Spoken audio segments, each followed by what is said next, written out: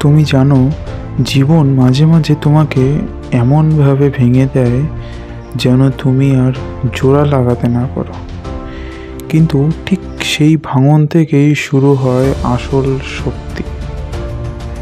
আজকে তোমাদেরকে আমি একটা গল্প শোনাবো, যেটা গল্পটার নাম হলো কি ভাঙা পেন্সিল। চলো শুরু করি। দেখো, একটা ছোট গ্রামে একটা ছোট ছেলে ছিল, যার নাম ছিল অনিক। তার হাতে ছিল একটা পুরনো ভাঙা পেন্সিল। সেই পেন্সিল দিয়েই সে নিজের ভবিষ্যৎ লিখতে চেয়েছিল। অনিকের বাবা রিক্সা চালাতেন, বাড়িতে টাকা পয়সা কম, কিন্তু স্বপ্ন ছিল অনিকের অনেক বড়, ইঞ্জিনিয়ার হওয়ার। স্কুলে সবাই নতুন পেন্সিল, নতুন খাতা নিয়ে আসতো, আর অনেক লিখত সেই ভাঙা পেন্সিল দিয়ে। আর তখন এটা দেখে তার বন্ধুরা হাসতো এবং বলতো, এই পেন্সিল দিয়ে কি হবে? কিন্তু অনেক বলতো, যতদিন অক্ষর লিখতে পারবো আমি থামবো না, লিখেই যাব। একদিন স্কুলে প্রতিযোগিতা হলো সেরা বিজ্ঞান প্রজেক্ট বানানোর। কে সেরা বিজ্ঞান প্রজেক্ট বানাতে পারে? সবাই দামি দামি জিনিস নিয়ে এলো, কেউ রঙিন আলো, কেউ বড় বড় যন্ত্র নিয়ে এলো।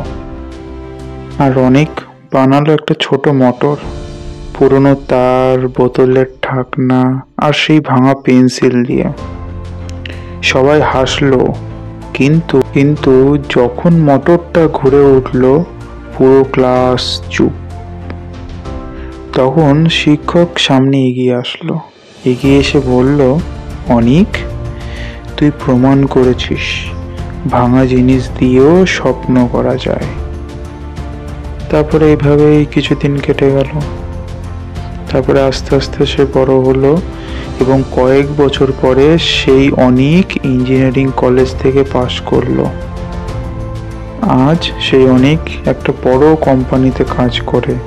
অফিসের ডেস্কে তার সামনে রাখা সেই পুরনো ভাঙা পেন্সিল। তার বাবা একদিন চোখে জল নিয়ে বললেন, তুই শুধু নিজের নয়, আমাদের স্বপ্ন বাঁচিয়েছিস। অনেক হাসলো আর বলল, এই ভাঙা পেন্সিলটাই আমাকে শিখিয়েছে বাবা, কিছুই অসম্ভব নয়।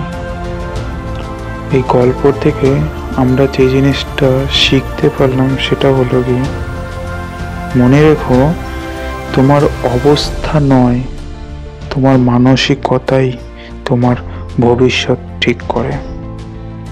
ভাঙা পেন্সিল দিয়েও সফলতার গল্প লেখা যায় সুন্দরভাবে। হার মানলে শেষ, চেষ্টা করলে শুরু হয় সেখান থেকে।